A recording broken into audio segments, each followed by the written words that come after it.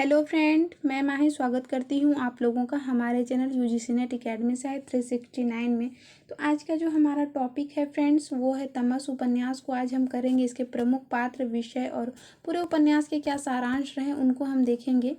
तो यहाँ पे देखते हैं। और इसके पहले मैं बता देना चाहती हूँ फ्रेंड्स कि देवरानी जेठानी की कहानी, परीक्षा गुरु, शेखर एक जीवनी, आपका बंटी, ये सारे कुछ उपन्यास जो हैं फ्रेंड्स, गोदान, ये सब कुछ मैंने करवा दिया है पहले ही। अगर जिन्होंने नहीं देखे हैं, अगर जिन्हें देखना चाहते हैं तो वो चैनल के प्लेलिस्ट में जाके उपन्यास वाले में देख सकते हैं। और मैंने पिछले वाला जो करवाए थे उसमें तुलसीदास का मानस का हंस, मतलब तुलसीदास के जीवन पर जो है अमृतलाल नागर, उसमें मैंने बताया था कि आजकल जो हमारे एग्ज़ाम में जो है पंक्तियों से क्वेश्चन आ रहा है कि ये कथन किसने कहा है। तो मैं पंक्तियां करवा दूंगी आप लोगों को। एक दो मिनट का वीडियो बनाऊंगी, शॉर्ट्स तो नहीं बनाऊंगी क्योंकि शॉर्ट्स में अच्छे से दिखते नहीं है किताब से, और उतना ज़्यादा टाइपिंग करना अभी मेरे लिए पॉसिबल नहीं है फ्रेंड्स, क्योंकि मैं भी एज ए आप लोगों की तरह एक स्टूडेंट हूँ।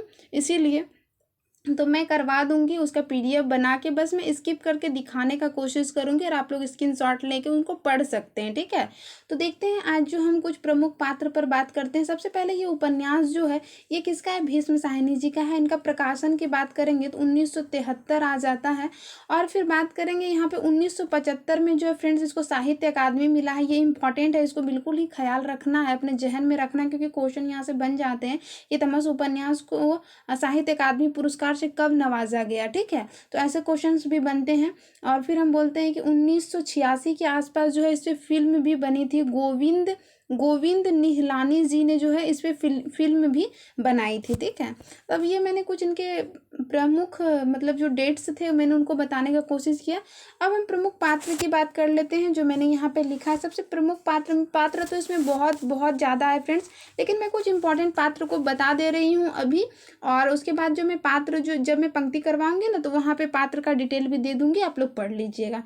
नथु मुराद अली, बख्शी मेहता जी, काश्मीरी लाल, general Singh, Shankar Lal, Richard, Lisa, Banto, वानप्रस्थ जी, प्रधान जी आदि जैसे बहुत सारे पात्र हैं। मतलब कि ये गांव से लिया गया है, जिस तरह से बहुत सारे पात्र हैं फ्रेंड्स इसमें, इसीलिए मैं यहाँ पे सारा नहीं बता रही हूँ। और लेकिन हाँ, पात्र इंपॉर्टेंट है, इसीलिए मैं उसको बिल्कुल करवा दूंगी एग्जाम्स के पॉइंट ऑफ व्यू से, ठीक है। तो मैंने अब यहाँ पे कुछ पात्र बताए हैं जो कुछ प्रमुख है, और भी है वो भी मैं बता दूंगी। और इसके साथ साथ अब यहाँ विषय पे बात कर लें हम लोग, तो विषय जो इनका रहा है फ्रेंड्स 1947 के आसपास का, जो पंजाब में हुए भयानक सांप्रदायिक दंगों पर आधारित है। तो ऐसे भी यहाँ से क्वेश्चंस बनते हैं कि सांप्रदायिक दंगों पर आधारित कौन कौन से उपन्यास है, जिसमें से एक तमस भी आ जाएगा, और भी सारे जो आते हैं उनका भी नाम आ जाता है, ठीक है। तो ये भी एक ख्याल रखना है। और उसके साथ साथ इसमें जो है लाहौर के आसपास के सिर्फ 5 दिनों की कहानी है। और जब इस कहानी को आप पढ़िएगा तो ये 5 वर्ष की कथा भी नहीं लगेगी आपकी, बल्कि 100 वर्षों की कथा लगेगी, ऐसा आपको लगेगा। लेकिन ये याद रखना है कि ये मात्र 5 दिन की कहानी है, ठीक है। और ये इस उपन्यास के बारे में कुछ इंपॉर्टेंट बात जो कि हम विषय में इसको जोड़ सकते हैं, मतलब कि कुछ विषय प्लस प्रमुख तथ्य भी हम बोल सकते हैं, प्रमुख तथ्य में जोड़ सकते हैं। इसके जो 2 भाग हैं, ठीक है, 2 भाग हैं। तमस के प्रथम भाग में जो है सांप्रदायिक तनाव की कहानी को दिखाया गया। दूसरे भाग में जो है हम बोल सकते हैं कि उस वक्त का जो गाँव की स्थिति थी, उपन्यास मतलब कि सब कुछ ठीक हो जाने के बाद उपन्यास में गाँव की परिस्थिति के बारे में दिखाया गया है। मतलब उनके हरियाली के बारे में, खेत खलियान के बारे में, खुशहाली के बारे में, ऐसा भी हम बोल सकते हैं यहाँ पे पढ़ने के बाद, ठीक है। फिर आगे हम देखेंगे तो इनको जो है 2 खंडों में बांटा गया। पहले यहाँ पे एक बात है इंपॉर्टेंट फ्रेंड, कि यहाँ पे जैसे कि अध्याय होते हैं ना, अध्याय हमारे होते हैं, तो यहाँ पे अध्याय को क्या कहा गया, प्रकरण कहा गया है। तो कितने प्रकरणों में यहाँ पे बांटा गया है, तो यहाँ पे बात करेंगे प्रथम खंड जो है हमारा, प्रथम खंड में 1 से लेकर के 13 प्रकरण तक है, ठीक है। और द्वितीय खंड की बात करेंगे जिसमें कि 13 से लेकर के नहीं सॉरी फ्रेंड 14 से लेकर के 21 प्रकरण तक है। तो यानी कि टोटल यहाँ पे 21 प्रकरण में इसको बांटा गया है, ठीक है। और ये पूरा उपन्यास जो है ये घटना प्रधान है। यहाँ पे लेखक स्वयं कहते हैं, और इस उपन्यास में भी लेखक बहुत सारी बातें कहते हैं। यहाँ पे कहते हैं कि साहिनी जी कह रहे हैं, यानी कि भीष्म साहिनी जी यहाँ पे कहते हैं कि, सॉरी फ्रेंड यहाँ पे ये वाला शो होगा थोड़ा सा, मिस्टेक हो गया इसमें। तो यहाँ पे साहिनी जी कहते हैं कि रावलपिंडी में वो खुद रहे हैं, ठीक है, और वो वहाँ से बिलोंग करते हैं, अपना जीवन को वहाँ पे उन्होंने जिया है, वहाँ की त्रासदी को उन्होंने अपनी आंखों से देखा है। इसीलिए हम बोल सकते हैं कि इस उपन्यास में बिल्कुल उन्होंने इनका जीवंत चित्रण किया है उस वक्त की स्थिति का। तत्कालीन राजनीतिक आर्थिक स्थिति का भी चित्रण यहाँ पे मिलता है। इसके साथ साथ उपन्यास में तो सांप्रदायिक दंगे और मानवीय रूप का वर्णन है। ये तो इसमें अभी जब मैं विषय सॉरी फ्रेंड, इसका जब सारांश बताऊंगी उसमें आप लोग को समझ में आ जाएगा। साथ ही उपन्यास में जो है अंग्रेजों का जो फूट डालो और राज करो की नीति उनसे भी देखे गए हैं। तो मतलब हम पूरी तरह से ये बोलते हैं कि सांप्रदायिक पर ही है हमारे, ठीक है, और इसी में जितनी क्रूरता भरी चीजें आ जाती सांप्रदायिकता के अंतर्गत, आप लोग को भी पता होगा कि क्या क्या दुर्घटनाएं घटते रहती है एक के बाद एक के बाद। तो ये घटना प्रधान उपन्यास है, इस तथ्य के आधार पर हम इसको बोल सकते हैं। अगर उपन्यास की कुछ भाषा की बात करेंगे फ्रेंड्स, तो वहाँ पे हिंदी, उर्दू, पंजाबी कुछ शब्दों का जो है मिश्रित रूप हमको मिल जाता है, ठीक है।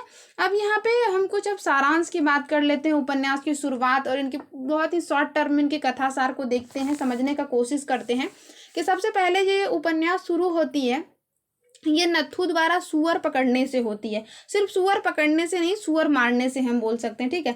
नत्थू का जो है जानवर पकड़ने का काम नहीं था, लेकिन वो मजबूरीवश वो काम करता है, ठीक है। और नत्थू को 5 रुपये जो है मिलते हैं, क्या उनके कर्म करने, मतलब उनको बोलते हैं ना, उनका वो जो कार्य करते हैं ना उनको, सॉरी कर्म नहीं, यहाँ पे हम बोल सकते हैं उनको कार्य करने का, जो सुअर पकड़ मारने का जो उसको काम करने का लिए उसको मिलता है, उनको उसको 5 रुपये उनको मिलते हैं। वो क्यों करते हैं? तो मुराद अली जो रहते हैं, मुराद अली म्यूनिस पार्टी कमेटी के कर्मचारी रहते हैं अंग्रेज अफसर के कहने पर।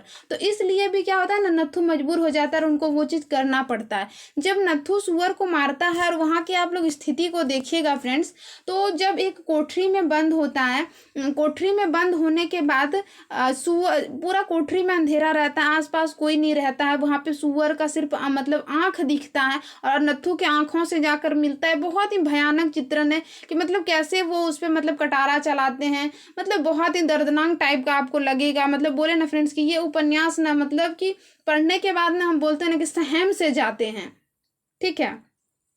तो इसके बाद वो सुअर को मारता है, उसके बाद वो लाके देता भी है, जिसके मतलब करने पर, यानी कि मुराद अली के कहने पर वो उनको पकड़ के देता है। लेकिन नत्थू को ये नहीं पता रहता है कि जिस सुअर को वो मार रहा है वो सुअर सांप्रदायिकता का ही सबसे बड़ा कारण बनेगा, इसीलिए वो उससे करवाया जा रहा है। वो तो कर देता है, लेकिन जब तक कि नत्थू घर वापस आता है, नत्थू जब तक घर वापस आता है और तब तक जो है सांप्रदायिकता की आग भड़क चुकी होती है, लेकिन उसको नहीं पता रहता है कि ये उसी सुअर की वजह से होता है। तो सुअर क्यों मरवाया जाता है? यहाँ अंग्रेज जो है ना, वो सुअर को मरवा के और उसको जो होता है मस्जिद आप लोगों को भी पता होगा, मस्जिद के द्वार पर वो उनको मतलब बोल सकते हैं कि सीढ़ियों पर फेंकवा देते हैं, ठीक है।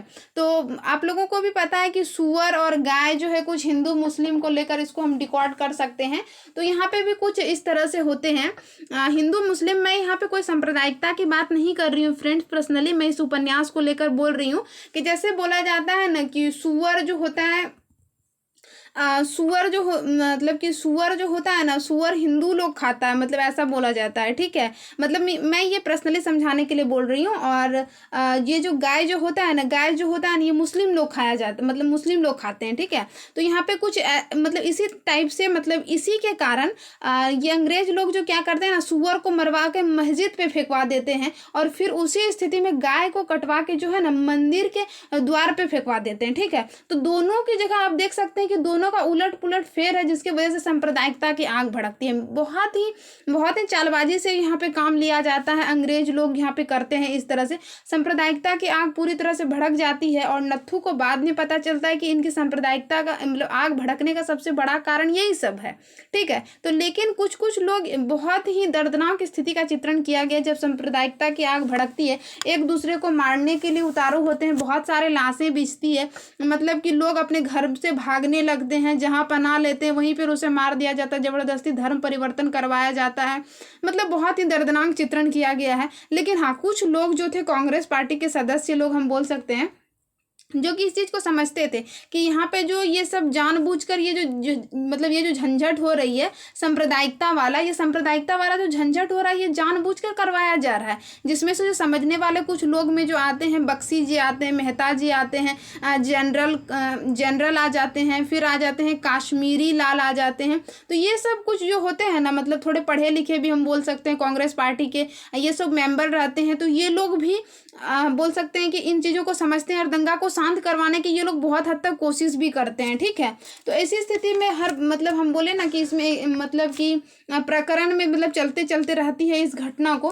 तो अगर हम ऐसे ही मतलब हर प्रकरण में घटनाएं घटती रहती है, हर एक के बाद एक के साथ गलत होते रहता है, सांप्रदायिकता के आग में इसे धर्म परिवर्तन करवाए जा रहे हैं। तो कहीं पे क्या कर रहे हैं लोग एक दूसरे से बचने के लिए, कहीं पे तेल उबाला जा रहा है बहुत सारे बड़े कढ़ाई में, तो कोई जो है ना मिर्ची के पाउडर को जमा कर रहा है, मतलब कोई बोल रहा है कि हम छत पर से गोला मारेंगे, वो आग वाला गोला होता है ना। तो मतलब बहुत ही दर्दनाक स्थिति है, मतलब एक दूसरे पर मारो, मतलब बोलता है ना कि मार, मतलब जान के दुश्मन बन गए हैं। ठीक है, तो यहाँ पे बहुत सारे मतलब कि इसी तरह की स्थिति दिखाई जाती है इसमें। और इसके साथ ही हम अगर इस सांप्रदायिकता को बढ़कर अगर थोड़ा सा आगे बढ़े तो यहाँ पे एक प्रमुख पात्र जो रिचर्ड आते हैं। रिचर्ड जो है ब्रिटिश साम्राज्य के हैं, प्रशासन या अधिकारी है, यहाँ पे प्रशासनिक अधिकारी हैं। उसकी पत्नी जो लीजा, वो ना बिल्कुल भी उनको ये सब अच्छा नहीं लगता है और उनको वो ना यहाँ पे रहना भी नहीं चाहती है इनफैक्ट यहाँ पे। ठीक है, और वो चली जाना चाहती है ब्रिटिश। ठीक है, तो इसी प्रकार उपन्यास में अलग अलग प्रकरण में इस तरह की मतलब घटना घटते रहती है।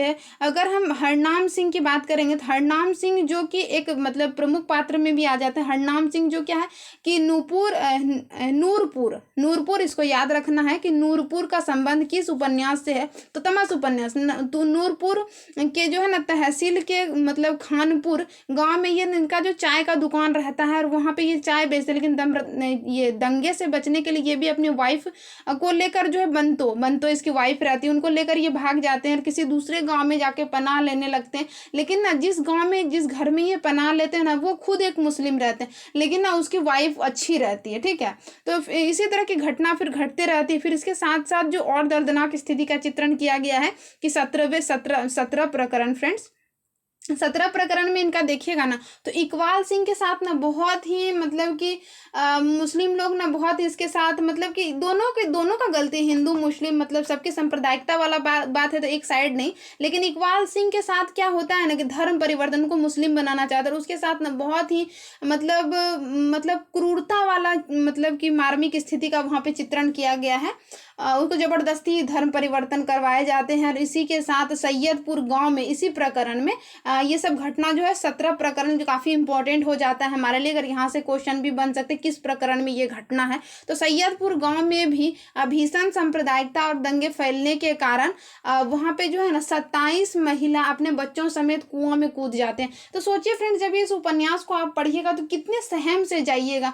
मतलब होता है ना कि जैसा मतलब बिल्कुल ना आपको लगेगा फ्रेंड्स की प्रतिबिंब बनते जा रहा है हमारे सामने, मतलब कि हम उन चीज़ों को देख रहे हैं। क्योंकि जब मैंने वो सुअर मारने वाला घटना को पढ़ा था तो मेरे को ना मतलब जब मैं आंख बंद करती थी मतलब सोती थी मतलब जिस दिन मैंने पढ़ा था उस दिन मेरे को बस वही नज़ारा याद आ रहा था कि कैसे सुअर का आंख सिर्फ चमक रहा था और नत्थू के आंखों में जाके मिल, बहुत दर्दनाक स्थिति से यहाँ पे चित्रण किया गया है। और नत्थू भी फ्रेंड्स फिर जो होता है ना कि आत्मग्लानि के कारण वो खुद मर जाता है। ठीक है, तो इसके बाद धीरे धीरे ऐसे ही सांप्रदायिकता एक गांव से दूसरे गांव, दूसरे गांव से तीसरे गांव, इसी तरह भड़कते रहती है। फिर जो होता है चौथे दिन के बाद मतलब चौथे दिन के बाद 5वें दिन रिचर्ड जो होते हैं कर्फ्यू लगवाते हैं और फिर उस दंगे को शांत करवाते हैं। तो मतलब बोल सकते हैं कि इसी तरह का पूरा उपन्यास चलते रहता है और ये घटना प्रधान उपन्यास है। तो यहाँ पे कुछ मतलब कि इसका यहाँ पे हम बोल सकते हैं कि सारांश विषय कुछ ऐसे टाइप से ही रहा है। तो आई होप मैंने यहाँ पे बस एक छोटी सी प्रयास किया है मैंने जो पढ़ा था उनको बताने का। तो आप लोगों के एग्जाम्स के पॉइंट ऑफ व्यू से इम्पॉर्टेंट होगा कि कम से कम जिसने उपन्यास नहीं पढ़ा है उनको ये समझ में आएगा कि आखिर इस उपन्यास में हुआ क्या है। ठीक है, सांप्रदायिकता को लेकर नत्थू की कहानी, सुअर मारने की कहानी, जबरदस्ती धर्म परिवर्तन, 27 महिला समेत कुआं में कूद जाना, मतलब इन सब चीज़ों का घटनाक्रम इसमें चला है। तो इस तरह से भी आप लोग एक तरह से माइंड में बोलते हैं ना कि अपना एक कहानी जोड़ कर बना सकते हैं। ठीक है, अगर जिसने पढ़ा है तो बहुत अच्छी बात है, क्योंकि ये वाला बुक नेट पे अवेलेबल नहीं है फ्रेंड्स, तो इसीलिए ठीक है। अब जितना भी इसमें प्रमुख पंक्तियों की बात रही कि किसने किसने कौन सी प्रमुख पंक्तियाँ, तो उसके लिए मैं ज़रूर आप लोगों के एग्ज़ाम से पहले जितने भी नाटक में लगे हुए हैं, जितने भी कहानी में लगे हुए हैं, जितनी भी प्रमुख पंक्तियाँ, उसका मैं ज़रूर से ज़रूर वीडियो बनाकर अपलोड कर दूंगी फ्रेंड्स, ठीक है। तो मिलते हैं किसी नेक्स्ट वीडियो में। और मैं MCQ भी करवा रही हूँ, तो आई होप आप लोग कर रहे होंगे। और मैं कोशिश कर रही हूँ फ्रेंड्स थोड़े स्टैंडर्ड टाइप का, मतलब बोलते हैं ना कि ऐसे कुछ भी मतलब चैनल पे भरने का नहीं, क्योंकि मैं भी एक स्टूडेंट हूँ और स्टूडेंट बोलते हैं कि हमें विद्वान तो बनना है, लेकिन अभी नहीं। अभी हमको सबसे मतलब कि सबसे पहले एक बोलते हैं ना प्रतियोगी छात्र बनना है। हमें सबसे पहले एग्जाम्स को क्वालिफाई करना है। कितना घंटे पढ़ते हैं ये हमारे लिए इंपॉर्टेंट नहीं, कितना हम पढ़ते हैं चीज़ों को ये इंपॉर्टेंट है। तो ठीक इसी प्रकार के हम कितना कंटेंट सही पढ़ रहे हैं ये चीज़ हमारे लिए इंपॉर्टेंट है। और जिस दिन हम इस चीज़ को समझ जाएंगे ना कि क्या मेरे लिए छोड़ना है, क्या मेरे लिए पढ़ना है, तो उसी दिन हम आधे से ज़्यादा जंग को जीत लेते हैं, ऐसा मेरा मानना है। तो आई होप ये वीडियो आप लोगों के एग्जाम के लिए यूजफुल रहेंगे। तो मिलते हैं किसी नेक्स्ट वीडियो में। तो वीडियो के साथ बने रहने के लिए थैंक यू सो मच।